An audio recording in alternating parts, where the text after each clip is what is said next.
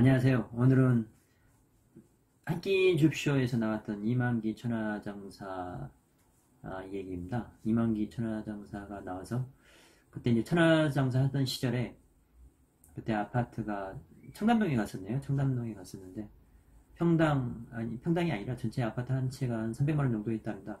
그때 이제 이만기 천하장사 시절에는 상금으로 1,500만 원을 받았다고 하는데요. 5채 살 수 있는 상금이었고 거기에 뭐 보너스도 많았다고 하는데 이제 그 이경규 씨가 이렇게 이제 얘기하는 게 이제 강호동한테 하는 얘기예요. 뭐라 얘기하냐면 우리 대학교 다니던 시절에 대학 등록금 가지고 서울 강남에 땅을 샀었으면 어땠을까?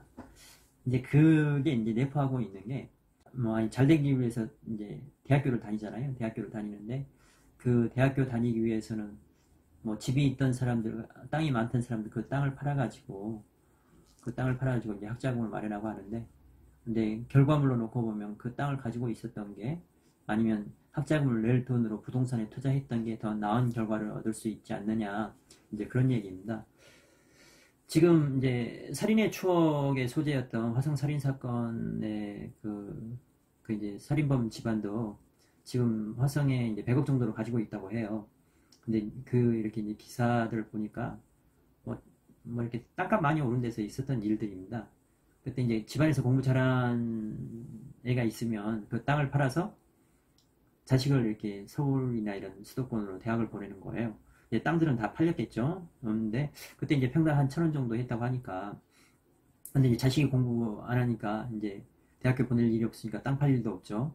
근데 그 정도 돈은 세이브하고 이제 또 땅을 좀 사 모아서 이렇게 시간이 좀 이렇게 지나다 보니까 시간 지난 게 지금 한 20여 년 지났나요? 근데 그러다 보니까 지금 그런 1,000원 하던 땅값이 지금 뭐 100만 원에서 뭐 500만 원 정도 한다고 합니다. 그러니까 그렇게 되면은 100만 원이면 1,000원 하던 게 100만 원이면 1,000배죠? 500만 원은 5,000배입니다. 그 정도로 이렇게 땅값이 상승을 한다는 거예요. 그러니까 지금 이제 이 영상을 보시는 분들도 한번 생각을 해보세요. 지금 제 영상 보시는 분들 같은 경우에는 거의 이제 한 40, 50대가 많으신 것 같아요. 지금 대학교 지나고 났을 때. 그러니까 뭐 서울 아주 명문대를 이렇게 다니셨다 하면 그렇게 이제 주변 환경이 그렇게 큰 변화는 없을 수는 있습니다. 그렇지만 이렇게 이제 수도권 경기권만 이렇게 가더라도 변화 자체가 어마어마합니다. 그런 지역에 만약에 내가 그때 내던 학비 가지고 그 땅을 사놨었다 하면 내가 지금 공부해서 직장 다니면서 번 돈하고 비교했을 때 어떨 것인가 한번 보세요. 그러면은 대부분이 본인이 직장 다니면서 번 돈보다 그때 돈 그냥 내가 학자금 가지고 땅을 샀다 하면 훨씬 더 이렇게 부가 크게 창출되었을 겁니다. 그러니까 이제 땅이라는 게 그렇다는 걸 제가 이렇게 그냥 단편적으로 말씀드리고 싶어서 이 영상은 짧게 찍습니다. 그래서 이제 그러면 이제 문제는 과거에는 그랬는데 미래에도 그럴 것이냐를 이렇게 봐야 되는데 지금 입장에서 놓고 보면 과거에 그랬다고 해서 미래가 꼭 그러리라는 보장은 없습니다. 근데 이제 그래서 이제 공부가 필요한 거겠죠. 근데 그러면 지금 이제 땅값이 떨어지는 지역도 있고 부동산 가격이 떨어지는 지역도 있습니다. 왜 그러냐면 인구가 이렇게 줄고 있기 때문에 그렇죠. 이제 제가 다른 데서 말씀드렸지만 그래서 어느 지역에 투자할 것인가 어느 지역을 선정할 것인가가 많이 중요합니다. 시간이 지날수록 그쪽이 확장할 수 있는 지역이 중요한 것이죠. 네, 제 영상에서 보면 일본을 참조하시면 일본에서 이렇게 그 경제적으로 보면 부동산 시장에서 보면 뭐 10분의 1 된 가격도 나왔다고 하잖아요. 그런데도 불구하고 가격이 오른 지역들이 있습니다. 가격이 오른 지역이 어디냐면 대도심, 서울 강남과 같은 대도심 쪽은 올랐고요. 그 다음에 관광지 주변으로 가격이 올랐습니다. 예, 관광지 주변으로 올랐습니다. 그러면 우리나라 관광지로 놓고 보면 미래에도 이렇게 선호도가 높을 관광지고 성장 가능성이 높은 관광지가 어디일까 한번 생각해 보시면 이제 저는 그거를 제주도라고 생각합니다. 이제 제주도는 중국 자본들이 엄청 많이 투자를 하고 있어요. 앞으로도 계속 투자를 할 거고요. 그래서 중국인들이 언젠가는 제가 생각하기로는 제주도에 별채 하나 가지는 게 꿈일 시기가 올 겁니다. 그때 제주도 토지를 가지고 있는 사람은 부자가 되는 거예요. 그러니까 이런 저의 예상이 맞을 확률이 저는 한 8, 90% 정도는 맞다고 생각을 해요.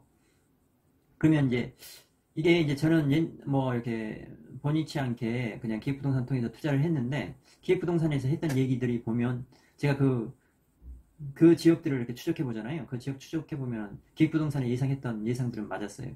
근데 문제는 뭐였냐면 제 땅이 안 오른 거야. 왜 안 올라왔냐면 이제 맹지이거나, 예, 뭐 이렇게 맹지가 제일 크죠. 그 다음에 개발할 수 없는 악산, 그리고 이제 지분들로 이렇게 지분 여러 명이 이렇게 끼어 있어 가지고 제가 이제 피해를 보게 돼 있었는데요.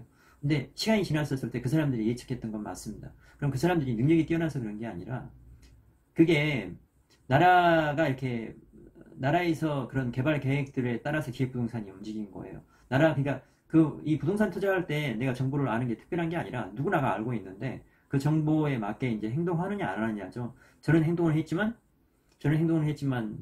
이제 기획부동산에 이익을 다 갖다 바친 거죠.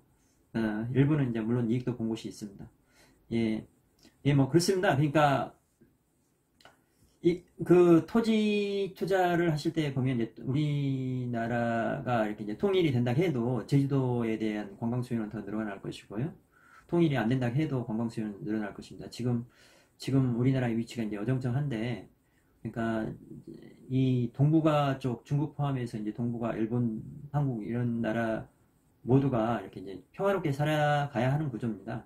전쟁해야 되는 구조가 아니고요. 그러면은 이제 유명 관광지는 우리나라가 특이하게 뭐 국경이 이렇게 너무 단절된 섬처럼 살아왔는데, 미래에는 그렇지 않을 것으로 저는 예상을 합니다. 그냥 유럽처럼, 아니면 북미처럼, 아니면 예, 북남미 이렇게 그런 지역처럼 이렇게 이제 지금처럼 이렇게 외지게 살아가는 게 아니라 같이 이렇게 공유하면서 살아가는 거예요. 그런 시대가 왔었을 때 각 지역의 경쟁력이 중요합니다. 근데 제주도 같은 경우에는 그런 경쟁력이 확실한 곳이죠. 전 세계적으로 내놔도 이렇게 매력이 넘치는 곳인데, 아시아 쪽에서는 엄청난 경쟁력을 가지고 있는 곳입니다. 이제 그런 곳인데 아직도 가격이 저렴한 게 있다는 것이기 때문에, 그러한 지역에 시간을 가지고 투자한다면 충분히 좋은 결과가 나오지 않을까 예상합니다. 오늘은 여기까지 하겠습니다. 감사합니다. 구독과 좋아요는 영상 제작에 큰 힘이 됩니다. 아래 구독 부탁드립니다.